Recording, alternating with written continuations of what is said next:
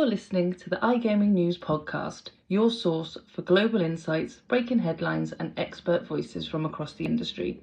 Brought to you by the team at iGaming.news, we go beyond the press releases to spotlight the people and trends shaping the future of betting, gaming, tech, and regulation. Whether you're an operator, affiliate, supplier, or regulator, stay ahead of the curve right here.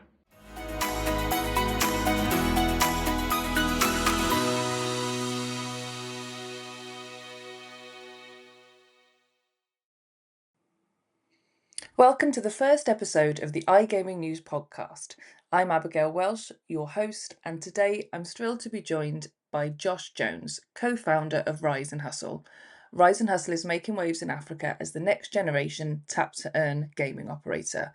With a portfolio of free-to-play street games and lottery products, the company is built for Africa's mobile-first generation. So, Josh, welcome to the podcast. It's great to have you on.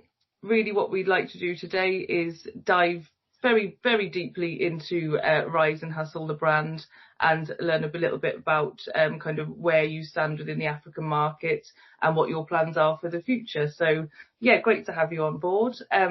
First of all, it'd be great if you could give us kind of some context into the origins of the brand, where the idea came about and what kind of solution you thought and still believe that Rise and Hustle provides to the African market. I think that'd be a great place to start. Absolutely. So many thanks for having me on the podcast. Really excited about this one. To give a bit of context to Rise and Hustle here, it was co-founded by me and a co-founder called Anthony as well. Both of us bring lots of experience in the iGaming space and knowledge of the African market as well. And we really wanted to do something a bit different. We'd done the same thing a few too many times. We wanted to stand out and also give something back as well. We saw far too many parasitic casinos that were doing things that we didn't necessarily align with. So we wanted a different model there. And it came through iteration, right? It's not something that just appears out of the blue. It's many takes, many goes, many learnings over the years. And what we noticed was there was a massive trend for top quality content. Africa's no different to other continents there. But something that stood out to us was the hustle culture, particularly in countries like Nigeria. So really entrepreneurial as a nation, really keen to get going, to improve their financial well-being, and the traditional iGaming model is not really something that's going to help with most people's financial standings in the world. So we thought, what could we do differently? And that's when the free-to-play model came along. And this is essentially rewarding people for playing our content, right? So how that works is they have the ability to watch adverts, to refer friends, to perform a whole host of actions, and they get rewarded for this. And then they can play our content and they can convert it to something called airtime, which then they can use to pay for Netflix subscriptions, utility bills, all of their data packages, and a whole host of other things as well. So a really one-of-a-kind product is certainly not something that we've seen in the European market either, really, something that niche and to that extent. So that brings me on to Nigeria specifically. Why Nigeria as an area within Africa over say Kenya? Why was Nigeria so important to be your launch pad for the product? Sure.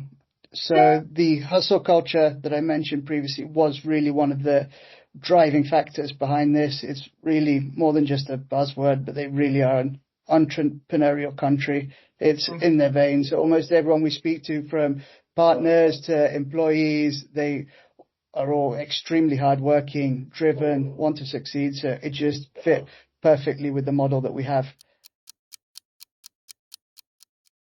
A huge point around it is that customer loyalty, isn't it? Getting them to come back day and day, making it almost like a passive part of their life, essentially. So what is it about Rise and Hustle you think is making those customers come back? Is it more about the entertainment value, the rewards, or is it a mix of both? What is that kind of that specific piece that is encouraging that reoccurring player?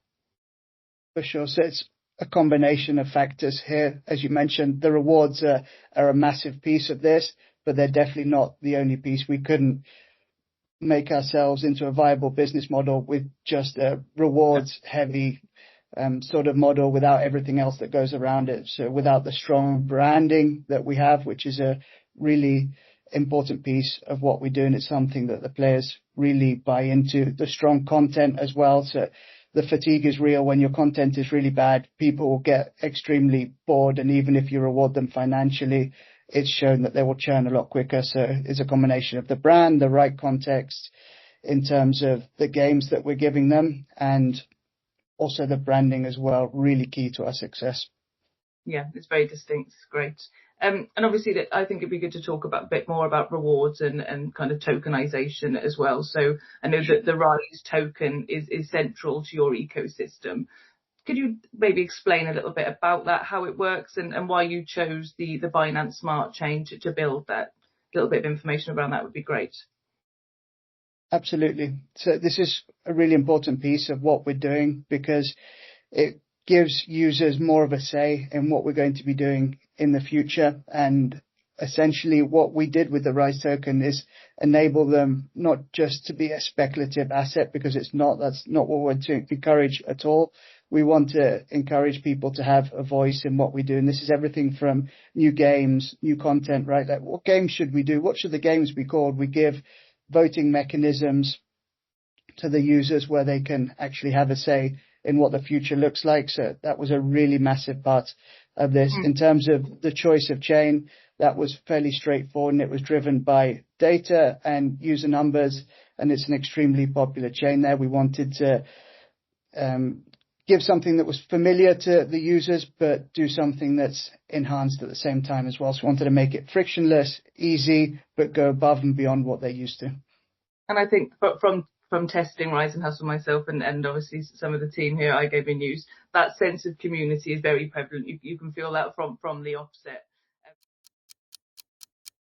Crypto gaming in general, it is something that a huge community of global players do find complicated. We are still very much at the beginning of our journey of feeling comfortable, I think, with crypto products. So how is Rise and Hustle really attracting those crypto newcomers? How is that onboarding? How has that been made kind of uncomplicated for that generation? Absolutely. It starts with the onboarding process. So they have the ability to deposit with traditional fiat methods that would be familiar to them. So like bank transfers, for example, they don't have to do all of this complex wallet setup straight from the start. So that was a really key piece. But even the terminology that we use as well, we're very keen not to be too crypto heavy on some of the terminology and use words that people who are not so into the space would understand, putting all of those elements together. The choice of games as well. So our games are really simple, some of them, so they're really engaging, but they're not complex to play. So basic crash games, for example. So we're removing complexity as well there. So it's one thing less on that side that they have to think about as well. So it's all about removing friction for us. The regulatory scrutiny around cryptocurrencies. How is that when you're trying to obviously balance innovation with obviously compliance? How does that look? For sure. I would say that there is no balance when it comes to that trade-off, because you have to go all in on compliance. It's not something that you can get wrong. We're a regulated entity. We have a license in Nigeria to operate over there. So it's not something that we can take liberties with. So it's definitely a compliance first approach. But once we get all of the compliance boxes checked off and we do make sure that we adhere to everything that we need to adhere, that's when you can start to innovate. But we're very, very strong on the fact that we can't cut any corners with compliance, that has to always come first in that balance. Yeah, definitely. Great. And obviously I'm aware from a recent kind of news release from yourself that you've recently launched your real money gaming offering thanks to a partnership with Altona Sportsbook. Tell us a little bit about that partnership and why they were the right partner for this milestone.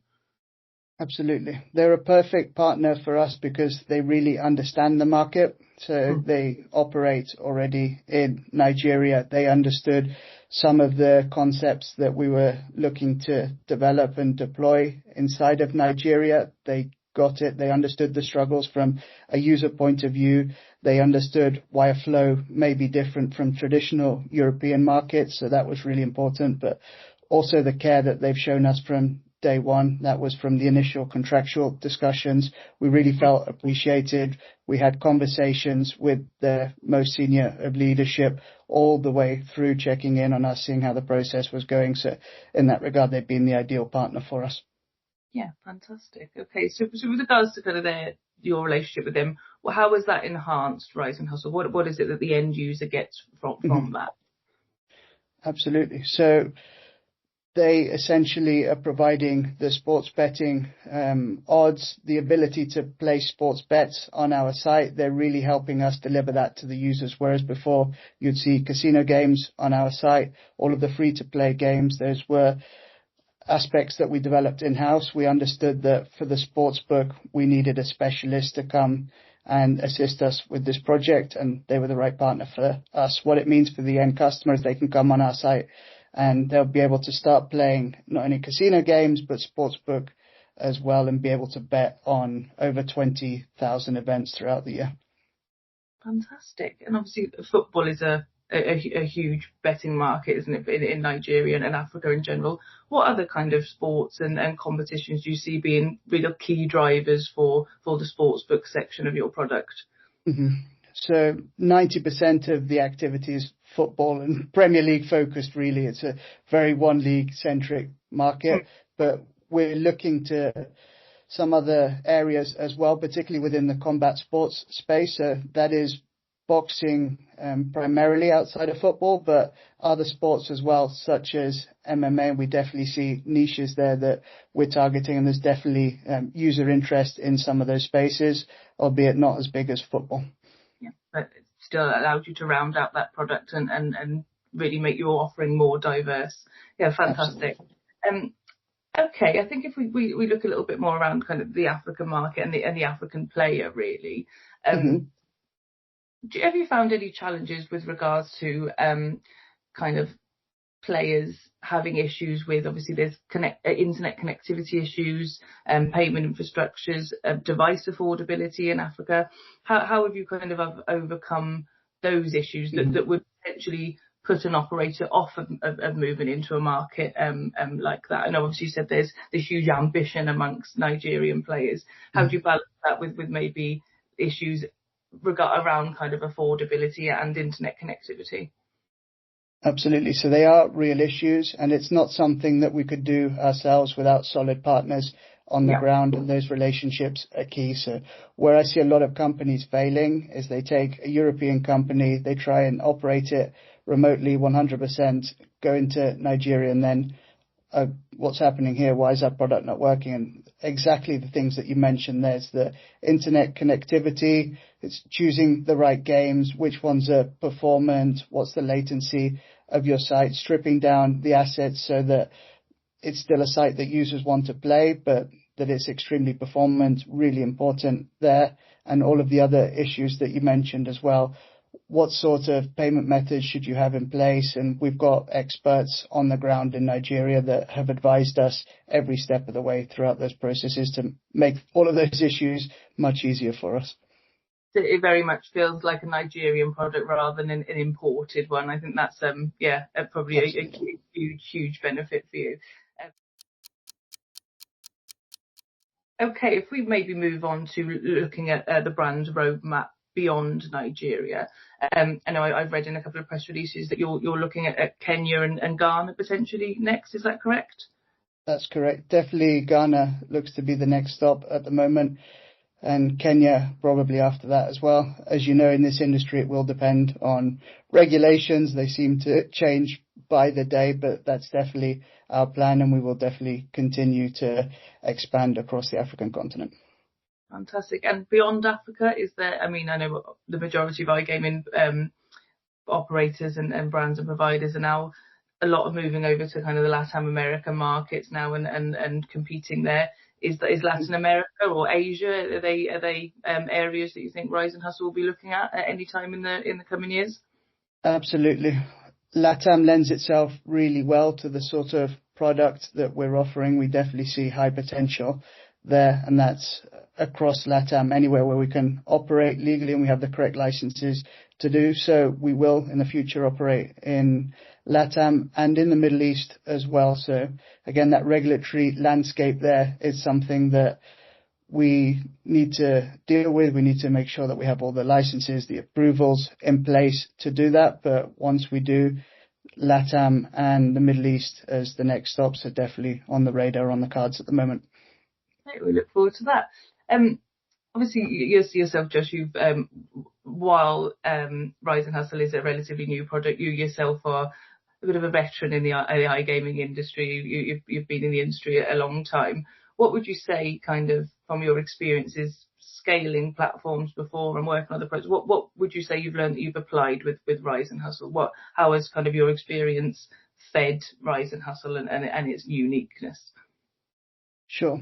So the fundamentals are something that I've been working on over the last 15 years, making many mistakes on many different platforms. You start to build up the network of people as well. So you know who you want to bring across on certain products, on certain projects, who is the right person for the right job, and you can pick up the phone. That's everything from suppliers, right? So who should I go to for a sportsbooks to, I need to develop this really complicated feature. Do I have anybody in my network? So all of those aspects, it really comes in handy once you've got a few years experience in your belt. So that's been one of the biggest things, relying on that network, but also the personalization aspect. I know it's something that has been said to death, but I really believe that's because it's true. Again, once you've got those fundamentals in place, once you've made a product that is scalable, that it works, really make sure that it's a product that's focused on a particular problem, on a particular market, because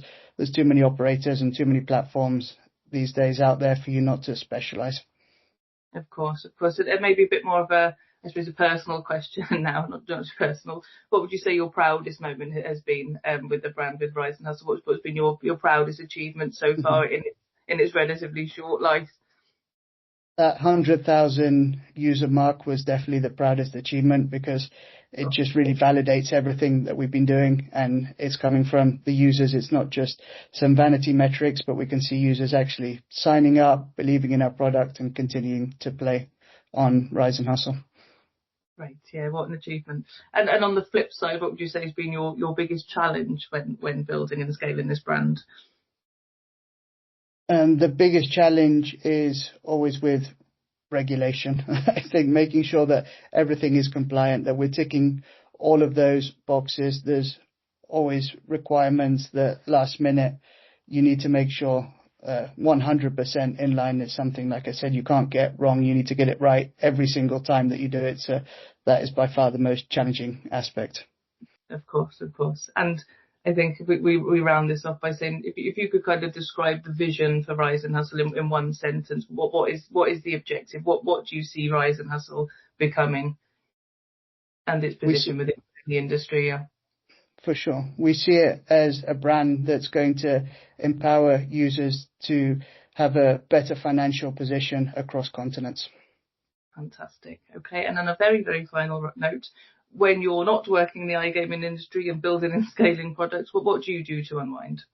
I actually run a mixed martial arts gym in the local area as well. So I'm normally doing jiu-jitsu or Thai boxing normally, or spending time with the family, one of those.